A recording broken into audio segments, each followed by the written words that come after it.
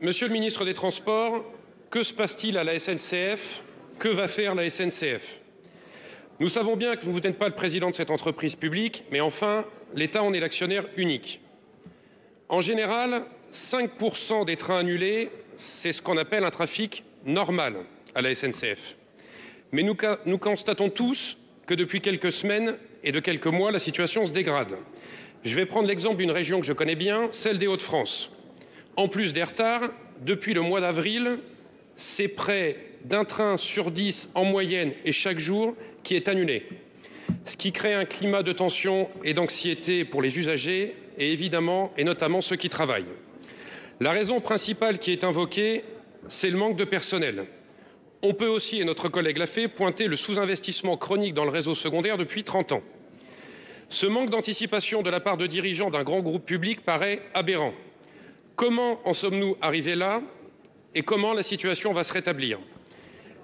Monsieur le ministre, la SNCF prend de plein fouet la hausse des prix de l'électricité. Quid du bouclier tarifaire pour protéger les voyageurs de la hausse du prix des billets? Déjà que nous savons que le train n'est pas forcément plus attractif que la voiture ou l'avion, au moment où la France prend des engagements à la COP27, on ne peut pas se satisfaire que le moyen de transport le plus économe en CO2 soit financièrement le moins intéressant. J'ajoute que les régions en charge des TER sont censées, je dis bien censées, avoir un dialogue quotidien avec la SNCF.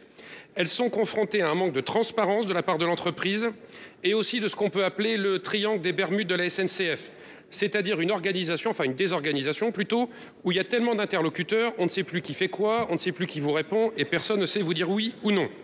Monsieur le ministre, comment retrouver cette relation de confiance entre les régions et la SNCF? Comment rétablir l'offre de train? Et comment la SNCF va répercuter ou pas la hausse du coût de l'énergie sur le prix des billets? Merci. Merci, cher collègue. Monsieur le ministre Clément Beaune. Merci, Monsieur le Président, Mesdames et Messieurs les sénateurs, Monsieur le sénateur Verzelen. Vous avez raison, je n'ai pas l'habitude de fuir mes responsabilités. Nous parlons d'un grand service public et d'une entreprise entièrement publique.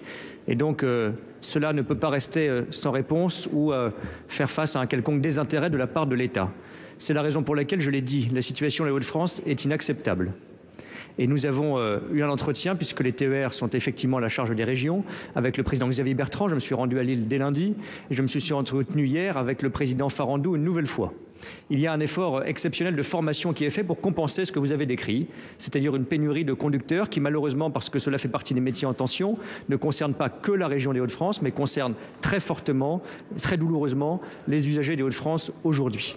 Il y a un plan qui a été tout à fait exceptionnel, qui a été mis en place ces derniers mois, qui prévoit en 2022-2023 le recrutement inédit de 440 collaborateurs TER en Hauts-de-France. Mais j'ai demandé au président Farandou, face à la gravité de la situation, un plan exceptionnel d'urgence et d'accélération de ces recrutements par tous les moyens possibles qui sera présenté par l'entreprise dans les prochains jours en lien avec la région. Car cette situation ne peut rester sans réponse. Je l'ai dit très honnêtement, une situation de cette nature ne se règle pas en quelques jours, elle ne se résout pas totalement en quelques semaines, mais nous devons montrer des améliorations visibles, sérieuses, dans les toutes prochaines semaines pour les usagers. Vous avez parlé aussi de la question tarifaire. Cela mérite quelques précisions. D'abord, les tarifs qui sont justement ceux du TER et de beaucoup de trains des quotidiens ne relèvent pas de l'État. Les tarifs, en revanche, qui sont ceux des trains à grande vitesse ou des trains d'équilibre du territoire sont de niveau national et du ressort national. C'est dans ce contexte que j'ai demandé pour ces trains à la SNCF de mettre en place un bouclier tarifaire. Qu'est-ce que cela signifie concrètement? Cela signifie que nous devons d'abord agir pour réduire les charges de la SNCF. C'est ce que fait l'État par les mesures que nous prenons sur la maîtrise des coûts de l'énergie, qui a permis de réduire très fortement le montant qu'évoquait devant le Sénat le président Farandou, près de 2 milliards d'euros. Nous ne sommes plus du tout dans ces ordres de grandeur. Ensuite, d'avoir des hausses qui soient en tout état de cause inférieures à l'inflation. Et troisième point, de préserver ceux qui ont le plus besoin du train, les ménages modestes, les utilisateurs réguliers, notamment pour le travail. C'est pourquoi j'ai demandé un effort tout particulier sur les abonnements et sur les Ouigo. Ce plan sera présenté là aussi dans quelques jours par la SNCF. Je vous remercie. Si, monsieur.